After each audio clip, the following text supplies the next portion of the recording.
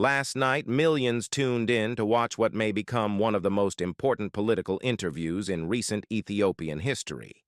On Al Jazeera's head-to-head, journalist Mehdi Hassan sat across from Getachew, a man once accused of fueling a war, now serving as a senior advisor inside the very government he once fought.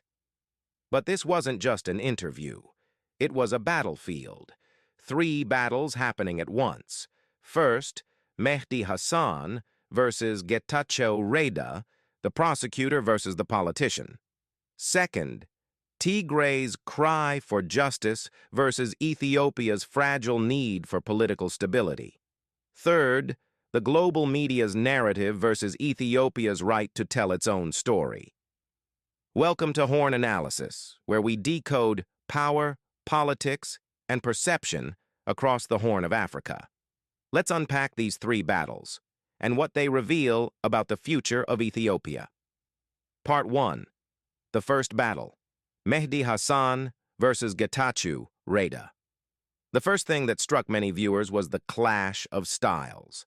Mehdi Hassan came in like a courtroom lawyer, fast, forceful, relentless. His central demand was simple. Did Prime Minister Abiy Ahmed commit genocide in Tigray? It was the question everyone wanted to hear answered, and the one Getachew was least willing to answer directly. Getachew's strategy was different, calm, measured, analytical. He acknowledged that genocide and crimes against humanity occurred in Tigray, but he shifted the focus from one man to the Ethiopian state and its institutions. To Mehdi, that sounded like evasion. To Getachew, it was political discipline, the tightrope of speaking truth inside a fragile government. What was really happening here was a duel of framing. Mehdi sought moral clarity, a name, a label, a villain. Getachew sought strategic ambiguity, accountability without chaos. In Western media, moral clarity wins ratings. In Ethiopian politics, ambiguity keeps you alive. This wasn't about who won the argument. It was about who controlled the narrative, the journalist demanding a confession or the politician guarding the peace. Both men performed for global audiences, but their goals were opposite. Mehdi wanted headlines. Getachew wanted survival. Part 2. The second battle. Justice versus stability.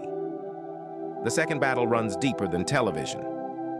It is the moral and political struggle at Ethiopia's core. After 2 years of devastating war, the Pretoria Agreement in 2022 brought silence to the guns.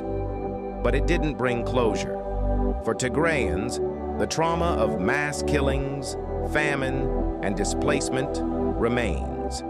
For the federal government, reopening those wounds could reignite the conflict. And in the middle stands Getachew. Once the wartime face of the TPLF, now a member of the federal leadership he fought against. His new role forces him to choose between 2 impossible loyalties: truth for his people or stability for his country. When he said on Al Jazeera that genocide happened, but did not name Abiy Ahmed personally, many Tagaru felt betrayed. They wanted him to shout the name of the man they blame for their suffering, but others saw something else, a calculated step that kept the door open for political reform and peace.